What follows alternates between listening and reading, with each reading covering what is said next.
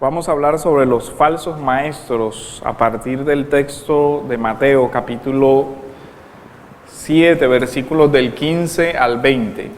Los falsos maestros en el Sermón de la Montaña, que es una de las advertencias que hace el Señor para la iglesia y para todo creyente sobre lo que implica la falsa doctrina y las consecuencias que eso puede traer para la vida de cada uno de nosotros.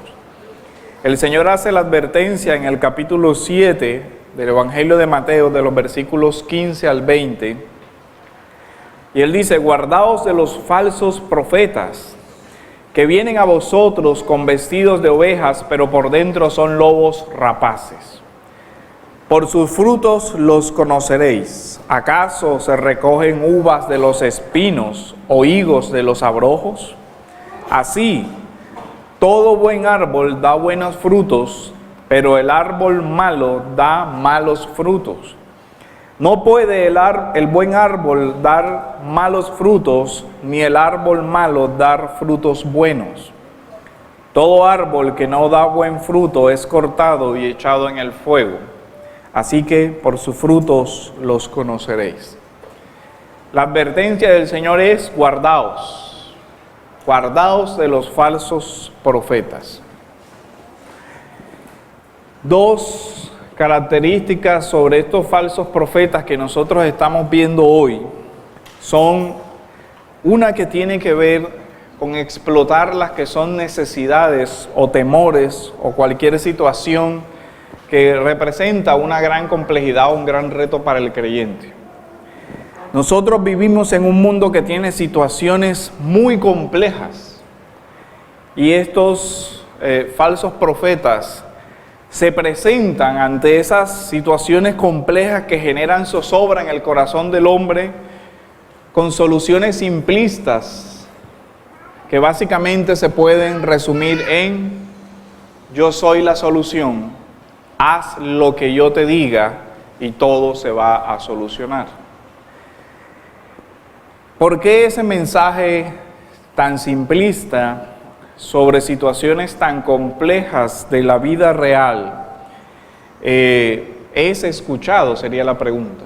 ¿Cómo es que yo sé que hay falsos mesianismos y no solamente dentro de las iglesias? Porque digamos que nosotros estamos hablando en el contexto de los falsos profetas religiosos, pero hay falsos profetas en todas las esferas, digamos, de nuestra actual sociedad. Falsos profetas en los mesianismos políticos, falsos profetas en diferentes ciencias, falsos profetas en muchas otras áreas de la cultura secular. Pero ambos tienen en común esa misma estrategia, diría uno. Frente a problemas tan complejos de nuestra sociedad y del mundo actual, ellos se presentan con una solución muy simple: yo soy la solución. Haz lo que yo te diga y en consecuencia todos esos problemas complejos se solucionarán. Y uno dice: ¿por qué las personas escuchan ese tipo de mensaje? Una de las razones por las cuales muchos oyen ese tipo de mensaje es porque a nivel religioso se ha mandado también la idea del pensamiento mágico. Todo se resuelve instantáneamente. Muchas personas creen que algunos aspectos de su carácter, que ha sido deformado por malas prácticas, por vicios y por muchas cosas durante muchos años, simplemente hoy se solucionan de la misma manera que se pone 10 minutos en el microondas un plato para calentar. Y toda esa idea de las soluciones mágicas ha causado que muchas personas sean susceptibles a todo ese tipo de mensaje de: hay una solución instantánea que proviene de mí, haz lo que yo te diga e instantáneamente todo tendrá una solución. Lógicamente, frente a situaciones graves como enfermedades, crisis económicas, crisis de todo, crisis familiares, el falso profeta, en lugar de decir: ¿sabes qué? Llevas muchos años en un matrimonio que está desorientado, de la palabra de Dios, tienes que arrepentirte y comenzar a tomar acciones concretas para un cambio progresivo en tu carácter, esforzarte, ser diligente, ser responsable, comenzar a reorientar tu vida, a hacer un cambio radical, arrepentirte, todo eso. Le dicen, tranquilo, que Dios te tiene la solución mágica. ¿Qué suena mejor? La solución mágica, ¿o no? Los actos de responsabilidad, de cambio, de asumir consecuencias de nuestras malas acciones, eso no nos suena tan bien, ¿cierto? ¿Por qué no omitimos esa parte y vamos a la mejor parte? Hace muchos años, estando en la universidad, llegó una compañera que fue a uno de estos movimientos y llegó entusiasmada. Mira, fue una iglesia, me dijeron, de casualidad se llamaba Mira. Mira, llegué a una iglesia tal, y enseguida me profetizaron, me hablaron al oído y me dijeron tal. Yo que la conocí un poquito más y que llevaba ya tiempo predicándole el evangelio, le dije, ¿y de casualidad en todo eso que te dijeron que te arrepintieras de todos tus pecados? ¿Cómo así? Ah, fue lo único que no te dijeron. Vamos a hacer un ejercicio. Mira, Isaías, arrepentíos. Jeremías, arrepentíos. Habacuc, arrepentíos. Todos los profetas de la Biblia comenzaron por arrepentidos. Pero este profeta comenzó por te va a ir bien en la vida. Todos tus problemas de aquí en adelante van a ser solucionados. No importa que tú hayas sido la responsable de tus malas decisiones y de esos problemas, no importa eso. No importa que te arrepientas, no importa que los corrijas, no importa nada de eso, de aquí en adelante todo va a ser color de rosa. Así sigas viviendo con la misma irresponsabilidad que lo vienes haciendo. Pero todo va a cambiar milagrosamente. Eso se parece más a la teología de la lámpara de Aladino, a que la teología de la Biblia.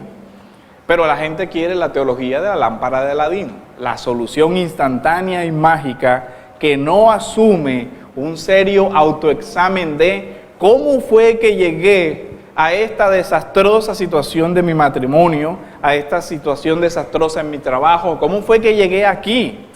Porque cuando uno comienza por esa pregunta, tiene que comenzar a decir, es que he venido tomando decisiones contrarias a la voluntad de Dios durante muchos años, y lo que hoy estoy viviendo es la ley de la siembra y la cosecha. Eso fue lo que sembré en mi vida anterior. Así, parte de la aceptación de esos falsos evangelios, en parte es porque también nos libran de la aceptación de nuestras propias responsabilidades. Nos descargan de nuestra propia responsabilidad, de tal manera que ese falso evangelio es evidentemente muy fácil de aceptar por esas personas. Porque no exige un cambio de verdad. No exige una conversión, no exige una asunción de responsabilidades personales frente a los pecados. Simplemente ese falso profeta se va a hacer cargo de tus problemas, se va a hacer cargo de tu vida, se va a hacer cargo de tus decisiones, y lo único que tienes que hacer es delegarle todas tus responsabilidades a él, que él va por tu propio bien, claro está, a controlar en adelante tu vida y te va a decir qué debes hacer y qué no debes hacer. En pocas palabras, él va a decir, yo soy tu solución. Eso sería válido si habláramos del Señor Jesús. Pero cuando hablamos del Señor Jesús, Él nos devuelve a la responsabilidad, arrepentidos y convertidos, porque el reino de los cielos se ha acercado. Por lo tanto, ese mensaje nunca va a ser igual. El texto hace un llamado, guardaos. ¿Ya ven? Comienza con la responsabilidad. Tú eres responsable de guardar tu propia vida de esos lobos vestidos de ovejas. Si ves la diferencia entre el evangelio, nos lo está diciendo a nosotros, es un mandato para mí, para ti. Tienes que ser responsable de cómo y a quién vas a escuchar. Tienes que ser responsable de proteger tu vida de los falsos maestros. Ya ven, nosotros, ese es el tema. No es que el pastor te va a guardar. No es que el vecino te va a guardar, no es que tu esposo, todo eso. Sí, todos nosotros vivimos en una iglesia y por lo tanto nos ayudamos los unos a los otros. Pero lo primero que el Evangelio nos introduce es nuestra responsabilidad. El discípulo no puede ser pasivo frente a esa responsabilidad. Todos ustedes tienen la responsabilidad del Evangelio de examinarlo todo y retener lo bueno. Y nadie puede diferir esa responsabilidad a otro. Nadie puede llegar aquí, sentarse pasivamente, escuchar lo que se le dice y después preguntarle al de al lado, ¿todo lo que dijo está bien? Sí, bueno, qué bien. Y ya. No, cada uno de ustedes tiene que examinar a la luz de la Escritura lo que se dice. Ahí, ¿eso qué exige? El trabajo de que usted verifique lo que se le está diciendo. De que no trague entero, de que evalúe, de que examine, de que no suspenda sus habilidades de la mente que Dios le dio. Eso evidentemente exige un esfuerzo. La pasividad es más fácil. Muchas personas escuchan el sermón como ver una película. Chévere, pero no piensan hacia dónde me está llevando esto, hacia dónde me están orientando, cómo es que me están guiando. No podemos seguir en esa pasividad, porque ese es el principal instrumento del falso profeta. De hecho, la principal característica de esos falsos profetas es precisamente que no anima de ninguna manera a que sus mensajes sean examinados. ¿Acaso estás dudando de mí? Yo te digo la verdad y además Dios me lo reveló. No tienes por qué estar contradiciendo lo que yo te estoy diciendo. Esa es una de las características. Ellos establecen una autoridad que no debe ser cuestionada, porque si la cuestionas eres un rebelde y vienen las maldiciones, entiéndase las amenazas, la sugestión, la manipulación. ¿Para qué? Para que su autoridad no sea de ninguna manera cuestionada. No en vano el Evangelio los retrata como lobos por la ferocidad, por la violencia que ejercen sobre las almas, pero los trata como lobos vestidos de ovejas. Es una metáfora de la clara intención de engañar, de la clara actitud manipuladora de ese tipo de personas. Adrede está tratando de llevar a la persona a la destrucción. Por eso no podemos ser en primer lugar pasivos y tampoco podemos ser crédulos. Uno no puede creer todo lo que le dicen. Y eso aplica también para toda enseñanza y sobre todo para una enseñanza de tipo de la Escritura. No todo mensaje, no toda persona que abra la Biblia realmente está enseñando lo que la Biblia enseña.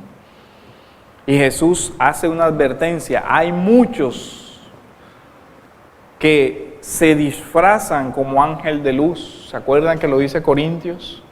Cuyo mensaje parece que fuera angelical y celestial, pero te llevan a la muerte.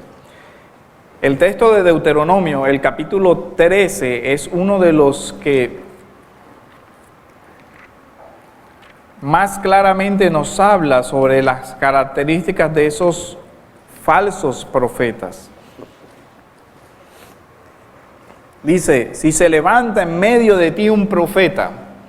Esta primera expresión, usted la puede contrastar con Deuteronomio 18, donde dice, el Señor tu Dios levantará un profeta en medio de ti. Y hace una antítesis. Profeta verdadero es levantado por el Señor Dios. Profeta falso, él mismo se levanta como falso profeta o como profeta. La diferencia está entre el uno es realmente llamado por Dios, mientras que el otro se autoproclama y se presenta como falso profeta, como profeta. Si se levanta en medio de ti un profeta o soñador de sueños y te anuncia una señal o un prodigio, y la señal o el prodigio se cumple. Miren la advertencia.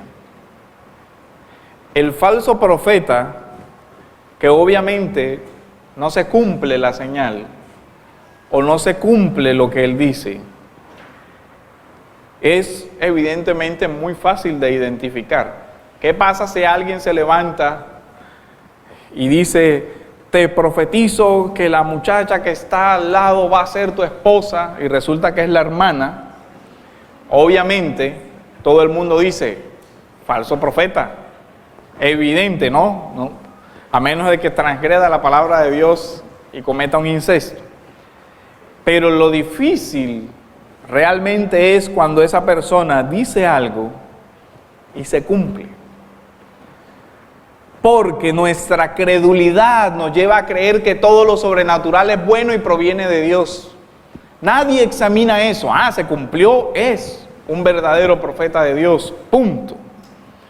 ¿Se acuerdan de la muchacha divina que iba tras Pablo diciendo: estos hombres son siervos del Dios Altísimo que predican el Evangelio? ¿Verdad o mentira? Verdad. ¿Pero quién lo decía? El demonio que la muchacha tenía. ¿Para qué? Para el resto de las mentiras que iba a decir parecieran también igual de creíbles que el resto. Bueno, ese es el mismo caso aquí.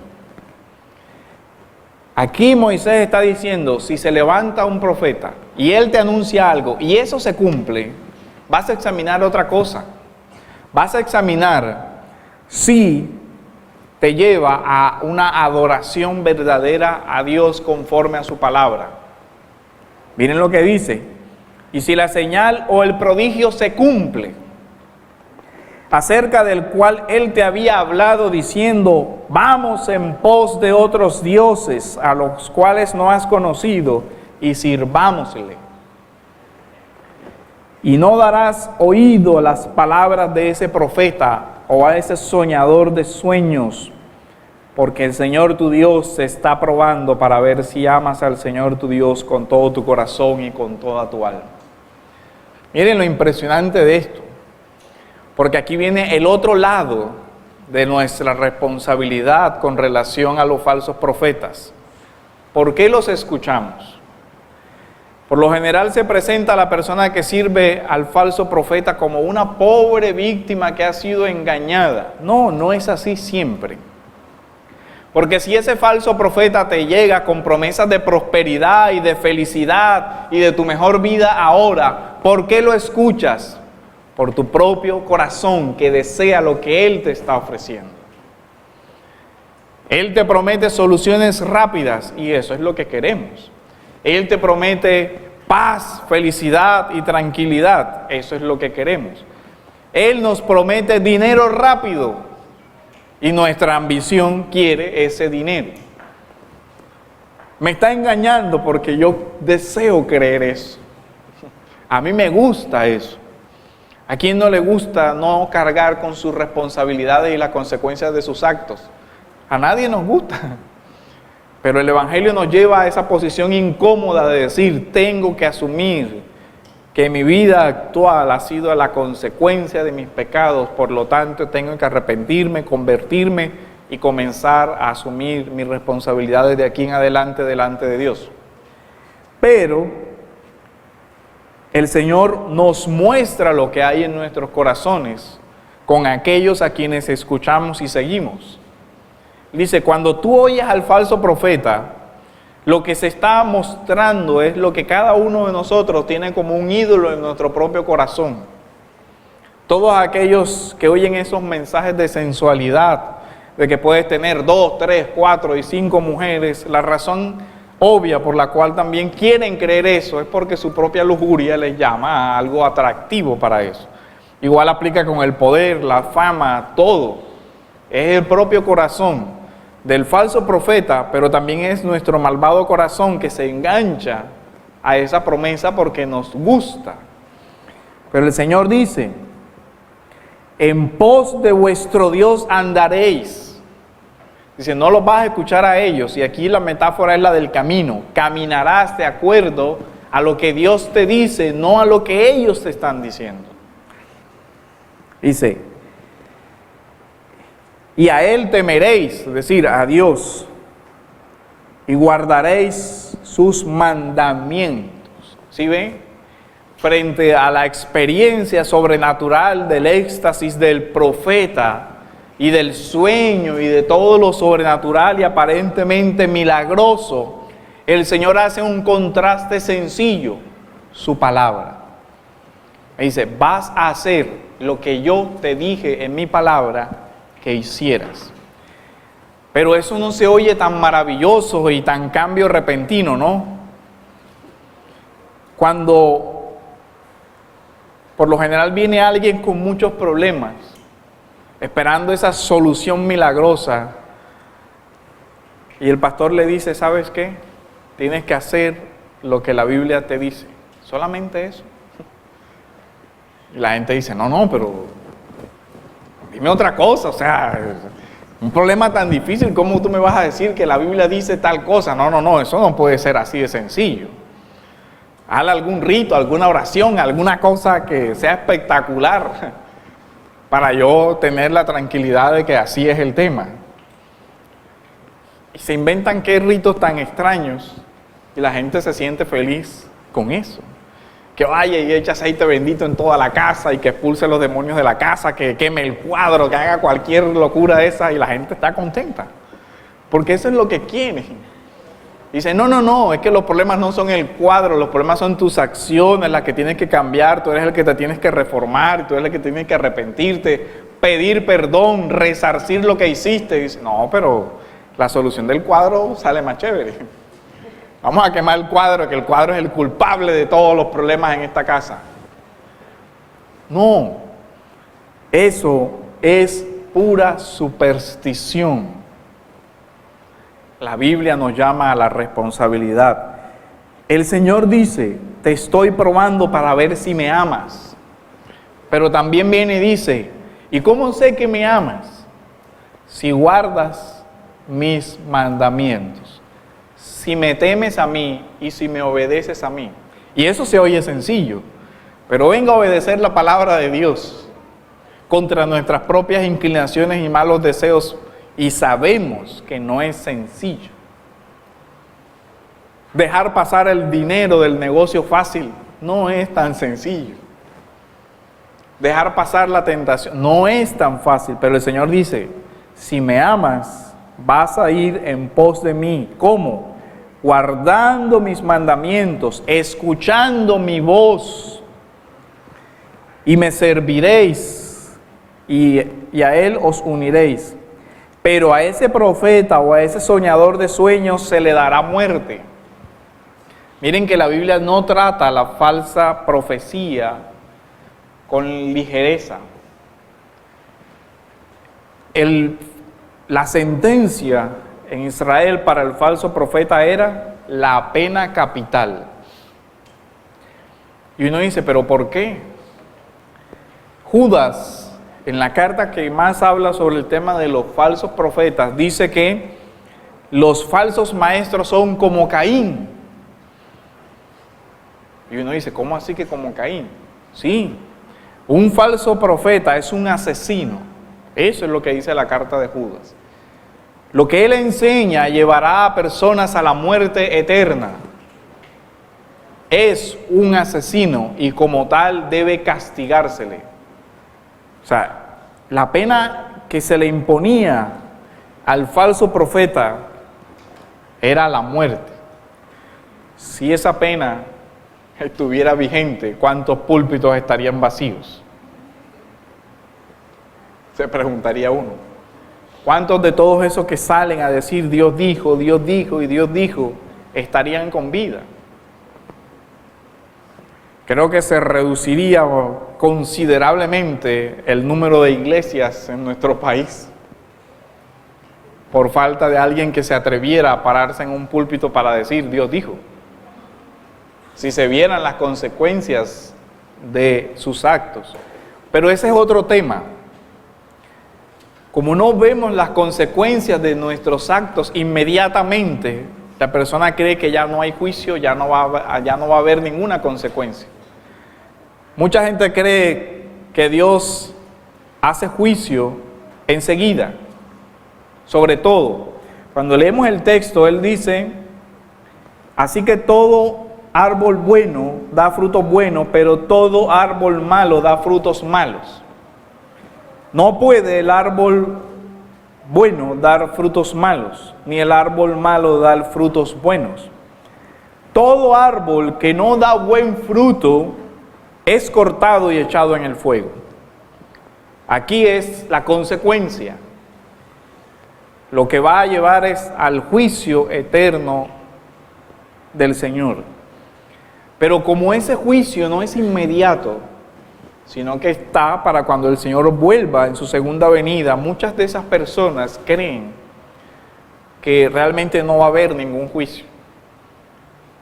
Ya dije lo que dije, pasó un día, pasaron 2 días, no pasó nada, ¿verdad? Bueno, el otro domingo dije lo que dije, no pasó nada, nadie dijo nada, todo el mundo me creyó y hasta se cumplió lo que yo dije por alguna razón milagrosa que ni siquiera el falso profeta sabe. Y muchos de ellos lo interpretan como que esa mentira es la mentira de Dios porque se cumplió. Y la otra persona también piensa lo mismo. Pero es que si hubiera sido un falso profeta esto no se cumple. Y muchas veces uno le responden así, pero mira, ¿no te das cuenta que eso es una falsa enseñanza? Que la Biblia dice esto. Sí, pero ¿y entonces él cómo sabía? ¿Y eso qué importa? O sea, el tema no es cómo sabía o si te dijo algo que era cierto. El diablo sabe muchas cosas de tu vida y de la mía que hasta nosotros ni siquiera hasta ignoramos. Porque todo el tiempo está viendo.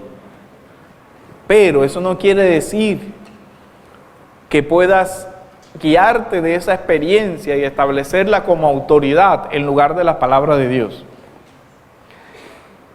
Sobre todo porque ese mensaje exonera a las personas del juicio, de su responsabilidad. Es que es tan atractivo. Párate aquí al frente y di, Señor Jesús, yo te recibo y te hago Señor de mi vida. Y de ahí en adelante sigue viviendo como tú quieras. Pero chévere, ¿no? Un indulto sin nada, gratis. No es tan fácil, porque la otra parte es arrepiéntete, corrige, etcétera, etcétera. Ya eso implica unas responsabilidades. Y de aquí en adelante serás siervo del Señor y vivirás de acuerdo a sus preceptos y a sus mandatos y a su santa ley. Esa es la parte que por lo general no se menciona. Y no se menciona porque a nadie le gusta que le digan, de aquí en adelante vas a tener que abandonar tu idea de autonomía para vivir de acuerdo a la voluntad de otro, es decir, a la voluntad de Dios.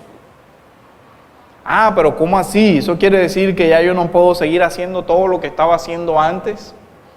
¿No puedo seguir gastando mi dinero como lo hacía antes? ¿No puedo gastar mi tiempo o desperdiciar mi tiempo como lo hacía antes? O sea que ahora tengo que rendir cuentas a Dios de lo que hago, de lo que no hago. Sí, precisamente. Pasas a ser su siervo. No, eso no me gusta. A mí me gustaría que me salvaran del infierno sin ninguna responsabilidad. Eso sí me gustaría. Pero del resto no. Dice, pero a ese profeta o a ese soñador de sueños se le dará muerte, por cuanto ha aconsejado rebelión contra el Señor tu Dios, que te sacó de Egipto y te redimió de casa de servidumbre, para apartarte del camino en el cual el Señor tu Dios te ha mandado andar, te ha mandado, ordenado su palabra, sus mandamientos. Así quitarás el mal en medio de ti. Y miren lo que sigue diciendo. Si tu hermano, el hijo de tu madre, o tu hijo, o tu hija, o la mujer que amas, o tu amigo entrañable, te incita en secreto diciendo, vamos y sirvamos a otros dioses, a quienes ni tú ni tus padres habéis conocido, de los dioses de los pueblos que te rodean, cerca o lejos de ti, de un término o de otro de la tierra, no cederás ni le escucharás. Esa primera parte es entendible. Pero miren lo que está diciendo. Si tu esposa, si tu esposo, si tu mejor amigo, si tu propio hijo, si tu propio padre te dice, vamos a apartarnos del Señor para ir, y te da un mensaje diferente, primero dice, no lo escucharás. Pero ¿sabe algo? Viene algo todavía más fuerte, dice, ni tu ojo tendrá piedad de él. ¿Sí ve? Dice, no es porque es tu papá, tu mamá, tu hermano, tu amada esposa, que vas a pasar por alto eso. El Señor dice, no. Tampoco le perdonarás ni lo encubrirás. Mire lo que está diciendo aquí. Dice, el falso profeta, como lo dijo públicamente, como quien dice, no tiene escapatoria. Ya todo el mundo lo escuchó y ya todo el mundo sabe que es un falso profeta. Pero si llega tu hermano, tu hermana, tu papá y en secreto por allá en la casa te dice, pero mira, ¿tú por qué crees estas cosas? Apártate de eso, todo lo demás. En ese momento decía, no tendrás piedad de él. O sea, no te vas a creer más buena gente que Dios. Lo vas a denunciar como si fuera el falso profeta que lo dijo públicamente. Dice, sino que ciertamente lo matarás. Ni siquiera es, lo voy a entregar para que otro por mí ejecute la sentencia. Le dice, tú mismo levantarás tu mano contra él y lo matarás. ¿Usted se acuerda del evento del becerro? Por lo general el evento del becerro no lo cuentan completo. Las películas vienen y dicen, Moisés tiró las tablas y después volvió por las tablas. Y la gente queda como con la idea, como que bueno, Moisés se medio enojó, tiró, partió una piedra y fue a buscar otra. Pero el relato dice que Moisés bajó, tiró las piedras y dijo, los que estén con el Señor de mi lado. Y después dice, bueno, ustedes maten al resto. Eso, así es como termina la historia. Y cada uno, dice el relato, que sacó su espada y mató a padre, hijo, hermanos, amigos. Dice, bueno, esta es la consecuencia de la idolatría, para que el pueblo lo sepa de aquí en adelante. Y uno cuando lee ese relato completo dice, uy, esto es serio. Porque uno dice, bueno, pero el Señor pudo haber mandado fuego del cielo como en Sodoma y acabado con el tema y no le toca a uno ensuciarse las manos de sangre. Pero el tema es, otra vez el punto de la responsabilidad. Tu propia mano ejecutará la justicia de Dios. Por tu propia mano vas a tener que matar a aquel que te incitó a la idolatría.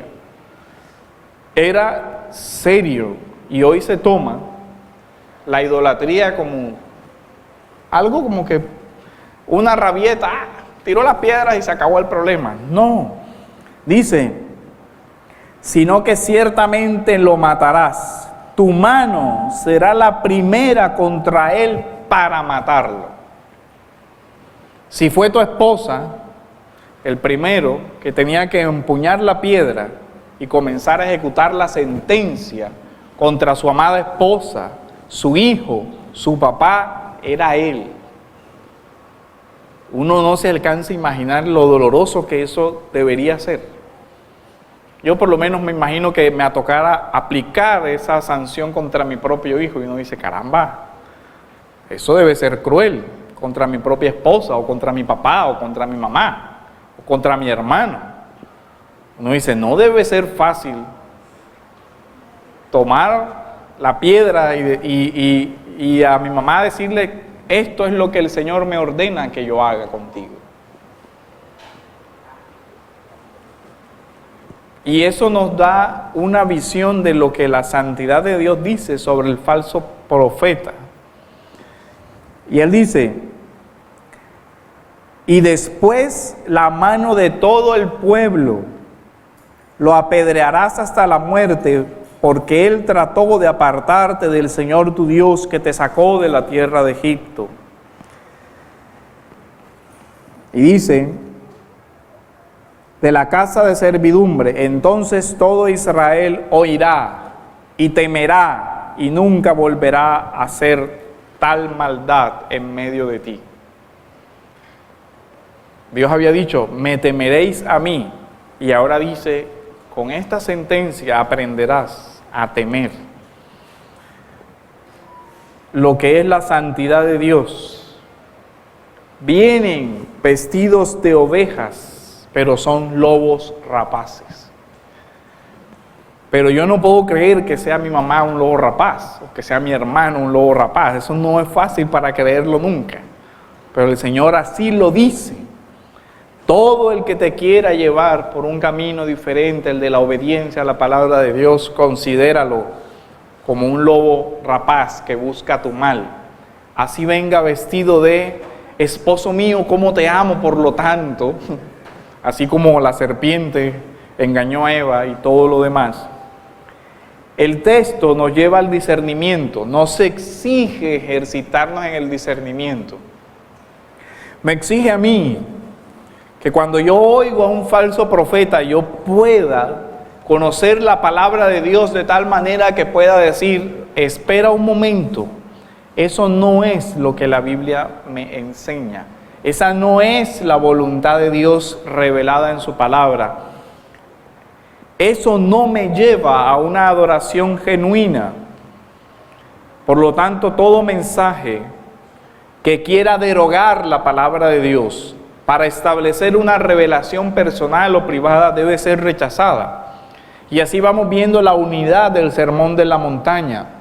Más adelante el Señor va a decir, yo no he venido a abrogar la ley, sino para que ésta sea verdaderamente cumplida. Así que cualquier falso profeta que se levanta a decir, ya la ley no tiene una vigencia, ya la palabra de Dios no es tu autoridad, ahora la autoridad es la experiencia, la visión, cualquier cosa, el Señor dice, es un falso profeta, no le oigas. Por dentro son lobos rapaces. La apariencia de estas personas busca ocultar la realidad de lo que son. Y hasta por algún tiempo pueden lograr engañar. Se presenta como ese líder carismático que se preocupa por todo el mundo y que en todas las decisiones te guía, aparentemente, pero en realidad te está diciendo que quiere controlar tu vida hasta el último microsegundo. Todo me lo tienes que preguntar, todo te lo tengo que autorizar. Y yo veo, y yo te digo con quién te casas, qué haces y qué no haces y todo eso. Al principio se ve como caramba, cuánto se preocupa ese hermano o ese pastor por mi vida. Pero después se va notando que la intromisión va avanzando, hasta que realmente se nota que lo que esas personas ejercen es un control sobre la vida de otros, que ellos se adueñan de las decisiones de otros, que en lugar de decirle, mira, la Escritura te llama a esta responsabilidad, le dicen, yo te digo qué hacer.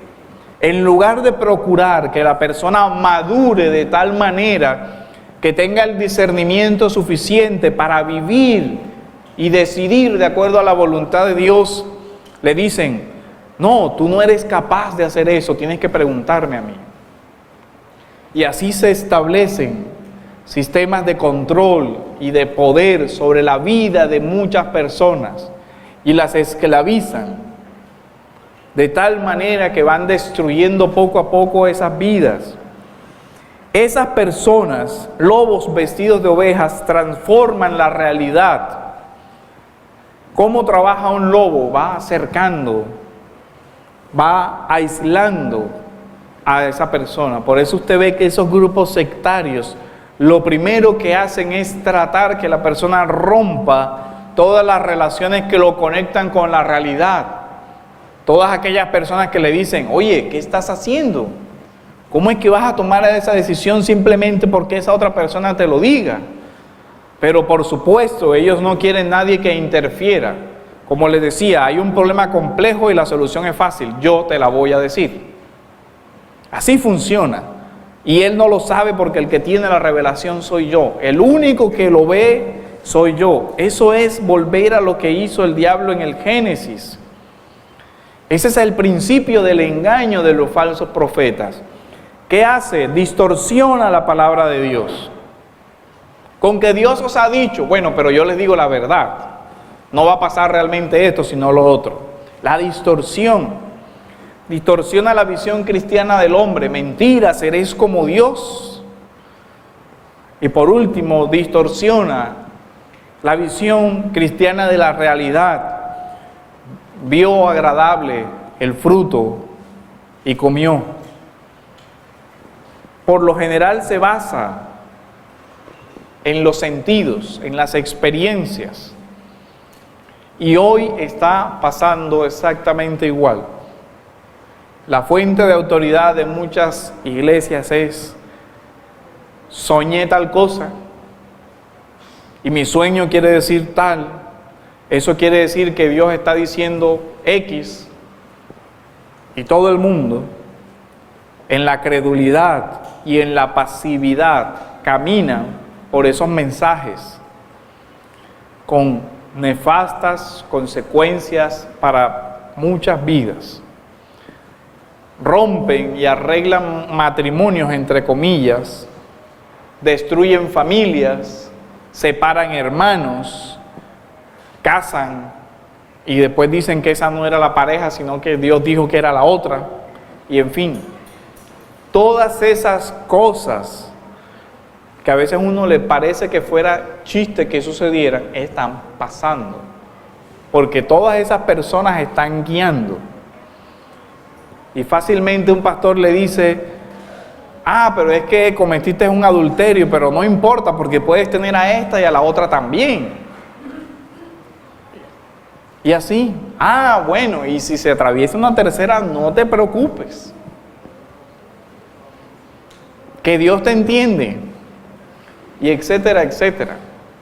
Y uno dice, ¿cómo están destruyendo la vida de todas esas personas y la distorsión de la dignidad del uno, de la dignidad del otro y de lo que es realmente vivir conforme a lo que Dios dice? Y así pasan una cantidad de cosas con la única justificación de soñé tal cosa. Tuve un sueño contigo y uno, cuando le digan eso, corra. O sea, no sé qué ni a escuchar la barbaridad que le van a decir. Corra. Dice, no, ni me interesa saber qué soñaste. No le voy ni a prestar atención a eso. Porque es lo que la palabra de Dios dice. No oigas eso. O sea, corre de ahí. No me interesa. Yo creo que Dios me ha dicho en su palabra todo lo que yo necesito para saber, para vivir. Esta es mi regla de fe. No necesito depender de tus cosas para decir eso. Y sobre todo, eso no quiere decir que nosotros despreciemos la guía interior del Espíritu Santo, sino que creemos que si el Espíritu Santo me va a decir algo, pues me lo puede decir a mí.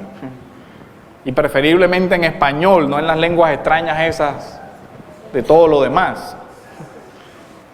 Entonces, son cosas a veces de sentido común, aunque muchos dicen que ese es el menos común de los sentidos, porque las personas han suspendido su juicio de racionalidad, de examen crítico.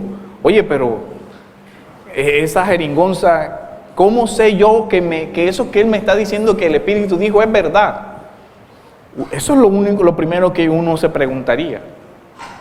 No te entendí lo que dijiste, y yo cómo sé que es verdad lo que dijiste, que esto que dijiste después que tú dijiste es verdad. ¿Y quién me lo confirma? No, otro que también dijo la misma jeringonza. Está como sospechoso. Ellos son como los mismos culebreros que hacen, el primero siempre gana y después uno llega, no, nunca gana de ahí en adelante. ¿Por qué? Porque ese era el cómplice. Así de sencillo. Todos esos falsos profetas y todo eso son articulados. Eso no es casualidad. En el mejor de los casos es un simple fraude. En el peor de los casos es una actuación sobrenatural del propio Satanás para engañar y destruir a las personas.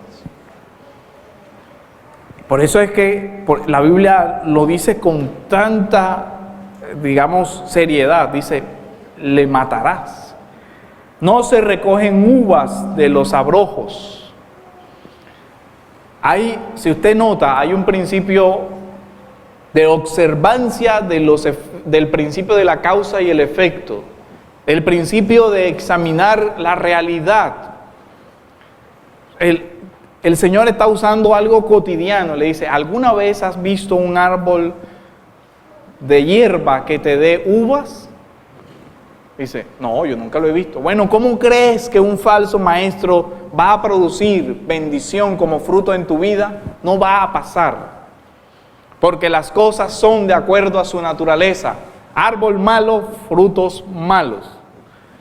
Pero a veces las personas, por ese misticismo que le enseñan, creen que con relación a las cosas sobrenaturales deben suspender su juicio racional.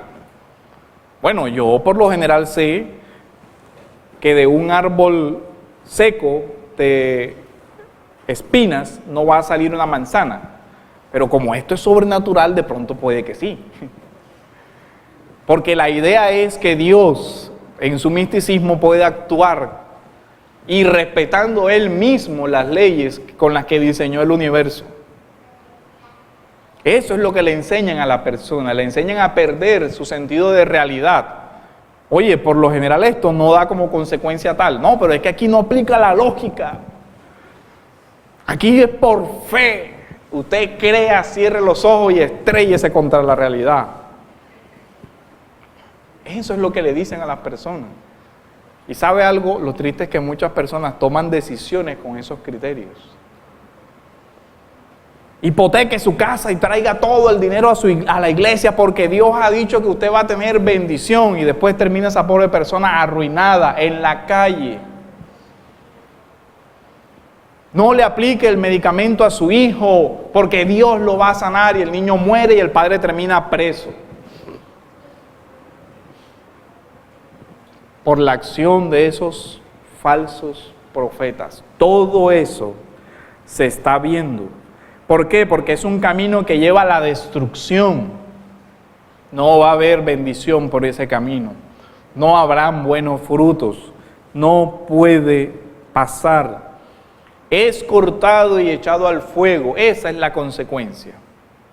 Por eso la Biblia nos exige que nos esforcemos por identificar a esos falsos profetas, a ese falso camino.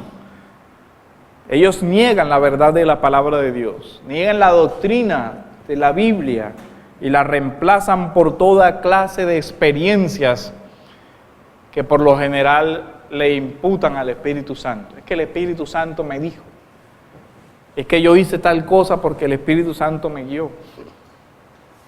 Algunas personas le dicen a otras que tomen decisiones trascendentales sobre su vida por los impulsos de su propia mente. Lo primero que piensas en la mañana, eso es lo que el Espíritu Santo te está diciendo. Imagínese usted tomar las decisiones trascendentales de su vida por la primera cosa que se le ocurrió cuando se levantó. Uno dice, ¿cómo es posible? Sí, muchas personas lo hacen. O abra la Biblia, la bibliomancia, y en el versículo que caiga, eso es lo que Dios te dice que hagas. Y usted se imagina que caiga y Judas se ahorcó. Ah, pero esa no, pasa la página, ve y haz tú lo mismo. Grave. Porque esos no son los criterios de la voluntad de Dios. Es realmente estudiar la Biblia como tiene que ser, para que ella forme nuestra mente, nuestras emociones y nuestra voluntad sea orientada por la obediencia a esa palabra de Dios. Por eso, hermanos, el llamado es a tener cuidado, a realmente ser cuidadosos de nuestra propia vida, cuidarnos de a quién escuchamos, a quién leemos, a quién le creemos, examinarlo todo y retener lo que sea realmente bueno, pero el examen debe ir de acuerdo a la palabra de Dios y no a lo que yo considero que es bueno, ni a lo que yo subjetivamente digo que es la verdad. Conclusiones. Para un creyente, tener memoria de la verdad de la Biblia, Recuerda la doctrina de los apóstoles y esa debe ser tu guía. Debe ser diligente, estudiar con diligencia la ley, los profetas, los salmos, el evangelio y la Biblia en general, porque esa es la fuente de la verdadera espiritualidad. La espiritualidad genuina se basa en la responsabilidad, no suspender el juicio que Dios te dio, en la oración, en la comunión con los hermanos. La espiritualidad genuina no anula nunca ni tu libertad ni tu responsabilidad frente a las decisiones. No permitas que nadie en nombre de Dios anule tu responsabilidad frente a lo que debas decidir. La Biblia sí habla de la comunión con los hermanos y que es sabio escuchar consejo, pero nadie puede anularte cuando te da un consejo. Mantén la comunión con los santos, que son también las formas como Dios nos guarda de esos falsos profetas. Cuando alguien persistentemente te está hablando al oído, como dice Deuteronomio, mira que haya esto, mira que lo otro, mira que mejor es lo otro, ten cuidado. No escuches todas esas cosas y sobre todo denúncialo. Como dice la Escritura, mira, tú estás hablando contra la palabra de Dios. Lo que tú estás es incitando, como dice el texto de Deuteronomio, a la rebelión, a que yo desobedezca la palabra de Dios. Por eso es importante la comunión de los santos. Importante el discernimiento de los hermanos en esos casos. Cuando un joven está a punto de casarse y un hermano le dice, ojo, y el otro hermano le dice, cuidado, y sus padres y todo el mundo le está diciendo, ten cuidado, mira que no estás viendo esto. Esa persona debería detenerse a reflexionar delante de Dios y a decir, caramba, es como mucha coincidencia que la comunión de los santos me está advirtiendo de algo. Pero lo que vemos es que se toman las decisiones y después va a ver lo que antes todo el mundo vio. ¿Y cómo fue que yo no vi? No escuchó la voluntad de Dios. ¿Por qué? Porque nuestro corazón estaba enganchado en otra cosa. Para un creyente, ¿qué he de decirle? Mostrar siempre la misericordia de Dios, pero con la verdad. Como dice Deuteronomio, no vas a creer que perdonándole le estás haciendo un bien. Ah, no, pero es que le está enseñando una herejía, pero no, yo no voy a hablar mal del hermano, porque es el hermanito. No importa que se esté arruinando la vida de todas las personas a las que él está enseñando mal, me voy a quedar callado. No podemos hacer eso. No, que es mi amigo de toda la vida, mi amigo entrañable, pero hoy está enseñando una herejía, qué pena. Pero hasta aquí llegó esa amistad. Y de aquí en adelante puedes contar que seré uno de los que va a tratar de estorbar tu mal camino hasta el día que el Señor te lleve. Y ojalá que eso sirva para que te arrepientas a tiempo. Pero son las decisiones que son dolorosas. La Biblia también nos llama a ser guardas de nuestro hermano, en el sentido de que si yo veo que alguien está siendo arrastrado por todo ese viento de doctrina, simplemente no me puedo quedar a mirar y decir, bueno, es su responsabilidad. Él verá a ver qué va a hacer con su vida.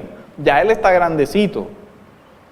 Pero la Escritura te dice, no, por amor a él, vas a tratar de ganar a tu hermano para que vuelva al Evangelio. O por lo menos estorbar lo más que pueda su camino a la destrucción. Y si no es creyente, todos esos mensajes que de pronto te llama la atención oír, son la expresión de lo que hay en tu corazón. Y por lo general no es un genuino y sincero amor a Cristo y a su palabra.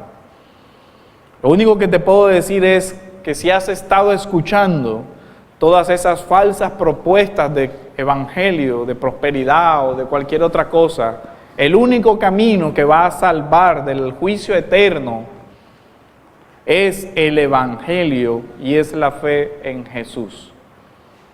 Arrepiéntete y asume las responsabilidades de tus malas decisiones y cambia de camino para que puedas llegar a la vida eterna. En Cristo Jesús. Amén.